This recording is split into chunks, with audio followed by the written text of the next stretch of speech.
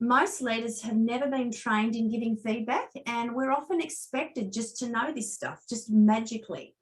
And I don't know how we'll be expected to know it, particularly if we haven't had good role models. So participating in training, practicing how to do it well is really important. And it means that we can be great role models for others.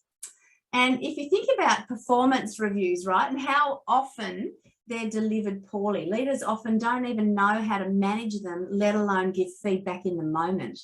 And I wonder, have you ever been surprised because your leader waited until your monthly or even your annual review to give you some feedback? It's like, why didn't you give me feedback in the moment?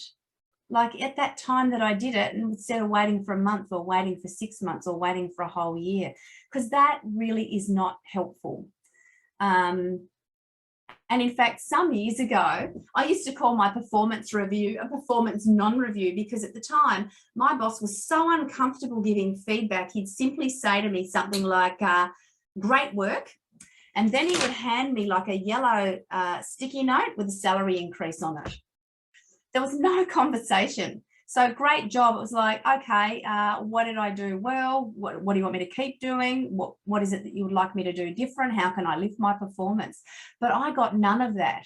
And that was really, really tough. When we work for a leader where feedback's never forthcoming with you about your performance, sometimes I wonder, do they think like no news is good news, right? So we need certainty. We need to understand where we're at, because most people tend to thought trap these situations, meaning that they worry, they think the worst case scenario in the absence of actually being told what's working and what could be improved.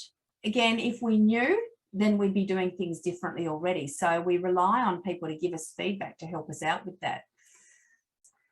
Hope that somebody's going to change something. If we as leaders hope that they'll recognize they're not doing a great job and they need to correct something, then we say things won't change. Hope in this sense is a really shit strategy.